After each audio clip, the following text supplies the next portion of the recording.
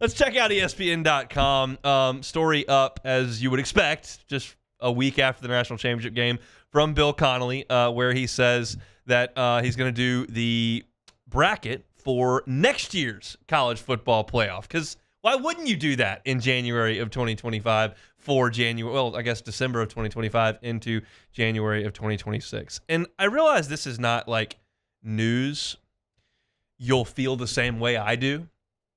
So it's an understood statement that I'm going to make, but it is different than really any point ever in my life. LSU has to make the playoff next year. Like, you got to make the playoff.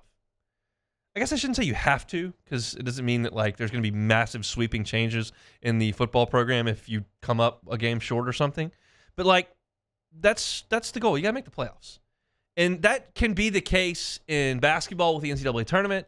It can be the case with baseball in the NCAA tournament or Super Regional or Omaha. Like, we say that before a season a lot of times with like men's basketball. Like, you need to make the tournament this year. We say that a lot with baseball. Like, you got to get to Omaha. And like, that conversation doesn't happen as much, or has not happened as much from a football perspective. Like, you have to make the national championship game. Like, I've never heard anybody say that in September. In August. Like, they say it in Tuscaloosa when Saban's there. It's failure if you don't make the national championship game. I think for LSU, I just haven't heard that a lot. Maybe with the 14 playoff, you need to make the playoff, but not a lot of folks in a 14 playoff era are getting fired for going 10-2. Like that, and you're not going to get in at 10-2, but not a lot of people getting fired for that. And this is not a fire Brian Kelly comment, not even close to that. But it's because you've swelled this thing. This was our first chance to look at it. You were coming off the worst defense in school history. I think a lot of people hoped that LSU could make the playoff this past year. I think there were probably a lot of fans that said, yeah, we'll make the playoff. 10-2. That's a 10-2 team they'll be in. But that's the way fans operate. But this time, it feels different. Like, this is year 4 of Brian Kelly. You feel like your offense is on sturdy footing. You've gone to the transfer portal and tried to shore up your defense with a lot of Power 5 starters. Like, it's shifted the perspective. And so I took the opportunity here to go outside of our little bubble here. I like to go outside the bubble sometimes. I like it in the bubble. The bubble's nice. It's purple and gold. A lot of people agree with each other in the bubble. It's a comfortable place to be. But outside the bubble, you may get a dose of reality from time to time. And so I like to go outside the bubble every once in a while and see what people are saying. Well, we look at Mark Schlabach's rankings for next year, and he's got LSU in the playoff. He's got LSU as the 9 seed. In that instance, they're at Oregon in the first round, and then they would move on to play Ohio State in the second round. That would be quite difficult. I feel like Ohio State's probably losing some talent. I know Dylan Gabriel's moving on at Oregon, and I'm not sure what's next over there. And I can't speak to those rosters exactly. I've got a sense that at Oregon and then number 1 Ohio State, probably not the greatest draw. But you'd be in. And trust me, and I mean this when I say it, LSU going to Autzen Stadium to play in a playoff game, to me, is really cool. It's intimidating, but it's really cool. In the exact same way that Oregon playing in Death Valley on a Friday or Saturday night in December with a playoff on the line is awesome. And I would think that was great. That's looking at things through Schlabach's rankings. Now, Bill Connelly went further, and he extrapolated things out personally and went on to put together a different playoff. And in his, he put Georgia as the SEC champion, and then he went to the SEC teams he thought would make it. Second on this list, and this is, I quote Connelly in this story, I had to make sure at least 3 more SEC teams got in because I don't want the league demanding even more automatic bids moving forward. Texas is an obvious pick. The Longhorns are going to be outstanding. But the main candidates for the other 2 spots, LSU, South Carolina, Alabama, Florida, Tennessee, A&M, and Ole Miss.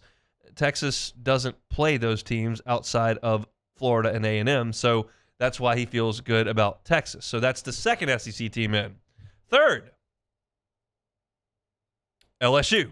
Why? Because Garrett Nussmeier to Aaron Anderson is a proven pass combination. Brian Kelly's seemingly done an excellent job in the transfer portal this time.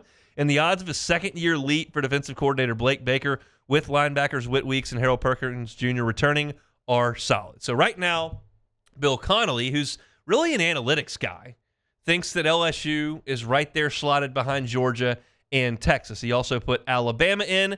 He says, I'm giving Kalen DeBoer a mulligan. The Crimson Tide suffered a couple of statistically fluky losses while stumbling to 9-4 this past season. They averaged 6 yards of play against Vanderbilt and Michigan and allowed 4.3, but they fell in both games. And though the Bama offense cratered late in the season, DeBoer's offensive track record is strong, and he was working with inherited personnel. Bama's going to have an experienced quarterback.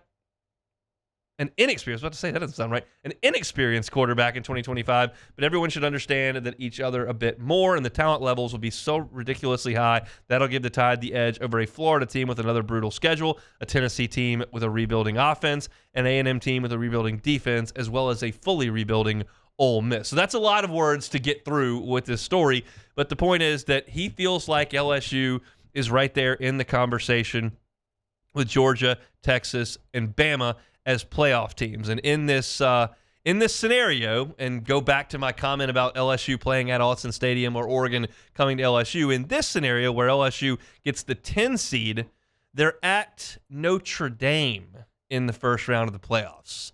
Folks, if I can't sign you up for that one, I don't know what I can sign you up for. That is so tasty. In the other matchups, he's got Boise State, Alabama. I can pass that easily.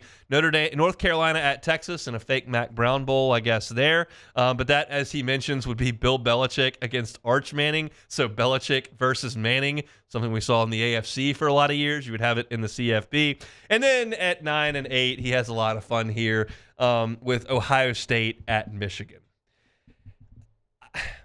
I feel like we got scarred a little bit because of Boise, Indiana, and Arizona State. And we felt like that we were getting shortchanged and we wanted the brands. Maybe there are some of you that think I'm an idiot and fully agree with Hester, and you're all about seeing some of these teams get their swing on the national stage. And I'm not advocating letting a 3-loss Ole Miss or Alabama in the playoff. I just want the big brands to win enough games to get in, because I want to see LSU at Notre Dame. I want to see Ohio State at Michigan. I love the fact that Tennessee went to Ohio State and that Clemson went to Austin. That's the kind of stuff we want to see. In this simulation, he's got Georgia, Penn State, Utah, and Louisville with auto buys in. They've got, obviously, Georgia winning the SEC. Penn State winning the Big Ten, which is ambitious. Utah winning the, Big 12, I guess it is. And then Louisville winning the ACC. I don't even know all the conferences off the top of my head there.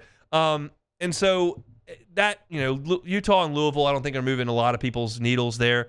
But if you can get some of these big brands in that first round, that's so cool. And so in these two situations, both Schlabach and Connelly believe LSU is a playoff team. Neither has them winning the SEC. Both have them traveling to big-time brands in the first round. And that's just a step right now that LSU's program has to take, and that I cannot wait until it does take. At some point, LSU's going to get in this playoff.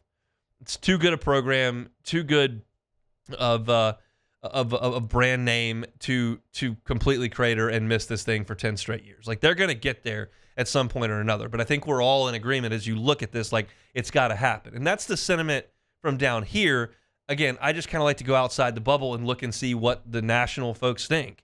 And that's two, with no ties to LSU at all, that would suggest LSU is going to make it into the college football playoff next year. Incidentally, Schlabach, as I mentioned, had LSU at number 8 in his preseason rankings, and then had an outlook that said that the Tigers lost at least 3 games for the 3rd straight season under Brian Kelly. They seem to be all in heading to 2025. Then he lists a lot of the great transfers that LSU pulled in, and then mentions Nussmeier threw for 4,043 yards with 29 touchdowns this past season. And his return might give LSU an edge over other SEC contenders. Rebuilding the offensive line and shoring up a defense that surrendered 24 points per game will be areas of focus in the offseason. It has to be better in 2025, right?